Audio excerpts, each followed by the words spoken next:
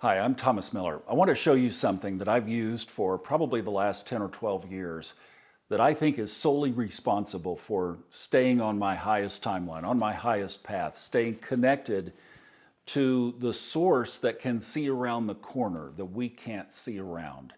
This is the same kind of voice that to me said, email Fred Dodson about narrating his audiobooks, and that turned out to be the right thing to do. The voice that tells a lady not to get on flight TWA 800 when she was standing in the boarding line. That kind of voice, and you know we've all had it, that mom's intuition about her kids. It's all the same kind of voice, and it does come from our higher self, our highest source, that which is for our protection and for our good. And I think this makes a huge, huge difference. I learned it when I was skiing in Aspen, and I would ask, if I go out today on this trajectory that I'm on now and ski in an Aspen mountain, for example, will I come back in the same condition that I'm leaving in? I wanted a yes/no answer. And I would do this process that I'm going to show you, and if it said yes, I would go, and I never had a problem. If it said no, I would not go, and I wouldn't argue about it. So the way that I do this is a combination of a couple of techniques. One is muscle testing, so let's talk about that for just a second. I use a muscle testing technique that is rubbing my two fingers together, the pads of your fingers. Typically with muscle testing, the idea in our body is that if you are dealing with a positive or affirmative answer, our body's muscles will tighten up, they'll strengthen, they'll hold tension.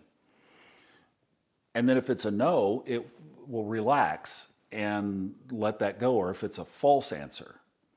So doing this, I always calibrate it to say, show me a yes, and I'll rub my fingers together and they're smooth, just like what's happening right now. And then if I want, then I'll say, show me a no, and they'll be tight. They'll just almost stop. Now I did find when I went to California and there's less humidity there, this gets a little bit tricky because you need a little bit of moisture on your hands, but not too much. Like it doesn't work when you get out of the shower, that's for sure. There are a couple of other ways that you can do muscle testing because for this is sensitive and a lot of people don't pick up on it. You can hold these two fingers together and then try to pass your other index, and if you're left or right-handed, I would use the non-dominant hand for this, and then show me a yes, and the idea is that it's tight. Show me a no, and the idea is that the muscles will give way slightly. This is really subtle. You don't want to try to force it through and all of this, just kind of naturally. Is there more tension or does it pass through? Does it go a little bit loose? Another lady that I saw shows it this way. And she said that there's some kind of connection that goes down here. I don't know the physiology of it, but I have had people do the same thing with their little finger, and it seems to work where it doesn't work with the forefinger. So you can play around with that and come up with a method that works the best for you. I've also lately been using the lean. Now, this to me works better standing. I'm sitting on a stool right now, and by the way, this is my friend Jack's living room. Can you imagine? It is so beautiful. And he didn't do anything to make it look like this. This is how his home is. It is absolutely amazing. So thanks, Jack, for the beautiful set behind us for this video. When I'm standing, I will typically say, show me no. And that to me will be kind of a forward lean because it's downward, right? You're pulling your chest down. The energy is flowing right down here. So you want to capture that in a sense of feeling as well. So I'm combining the muscle testing, or I will lean and you feel, if you say, show me no, and you'll kind of start to go forward. Show me yes, kind of start to go backward. That's another way that you can do this. So you're tuning into the energy in your body as you are presenting these questions to Source, to the universe, to God, and getting answers back. I love the saying that prayer is us talking to God and intuition is God talking to us. Well, it uses our body too, and there's ways that we can tune into this. So right now, it's a little bit cautious around transportation. And as I'm recording this, we've had multiple plane crashes over the past week. So you could say, if you were flying on an airplane, you could say, first of all, always ask permission. May I ask about this flight to Chicago that I'm thinking about taking? And say, show me yes. I always calibrate. Show me yes, smooth. Show me no. It's sticky. May I ask about this flight? Yes. Now, I'm not taking a flight, so I'm actually not going to do the process because it would be a false kind of situation. And I really protect this process for myself because it has been so phenomenal to guide and direct my own life. But I would say, if I take this flight to Chicago, will I arrive in the same condition that I am in now as I'm asking this question? And if it said yes, then I would say, okay, will the flight be delayed? Or if there's a connection, will the connection be delayed? Ask yes or no questions around the situation that you've asked permission to ask. Will my luggage arrive okay if you're checking a bag? So you can do all of that, and then what if you get a no? Well, if you get a no, should I rebook the flight? Just ask yes or no questions, almost like you would ask somebody if there was a dialogue going on with another person. Well, then if it's no, then should I book another flight? Should I drive? Should I forget about the trip? You can ask all kinds of different varieties around it. But the basic core question, no, don't go, or yes, go.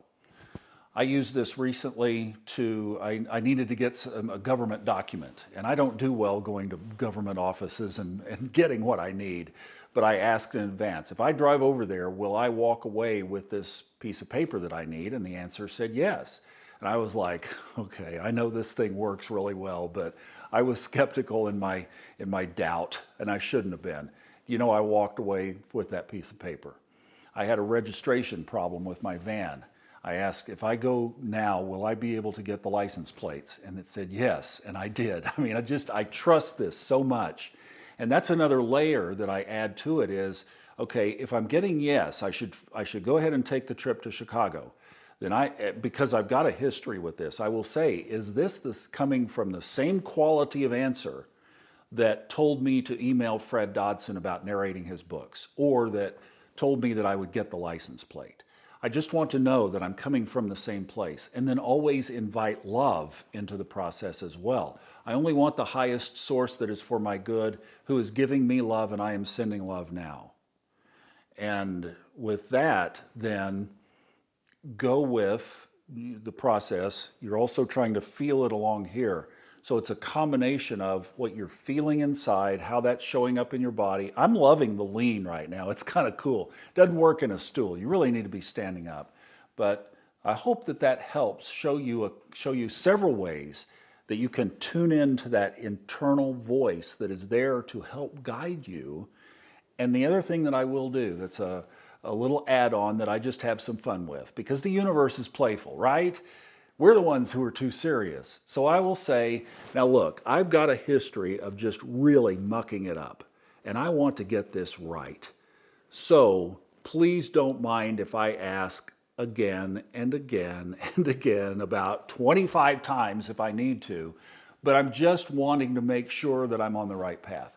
Another little add-on that I've been doing here lately is let's say that I ask a question. Okay, let's say that it's Wednesday and the Chicago flight is on Sunday. Should I take the flight? Yes, all right. Come Saturday, I will say, has anything materially changed about the flight to Chicago? And typically it will say no, because I think when we ask the original question, it factors in things that might have changed. But it's kind of my little way of saying, okay, let me ask one more time, should I go on this flight? Has anything materially changed from the original answer? And typically it's no. So you can use that as well to not re-ask the same question, but to just say, hey, is there anything, because energy shifts, right? It is fluid. So has anything changed with me, with the airplane, with the pilot, with the weather, with mechanical issues? Has anything changed that I should not, regarding the flight? And then whatever it tells you, go with that. So I hope that helps. It's saved my life many, many times. and I wish you the very best. I'll see you on the podcasts.